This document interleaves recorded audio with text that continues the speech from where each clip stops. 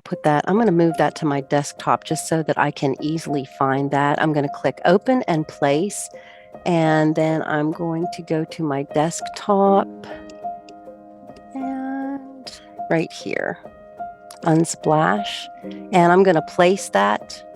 As you can see, it was so easy. Just click and place. And I want to move this over to the left a little bit because I want to, you can put your text anywhere. You could stretch this and make it a little bit bigger. And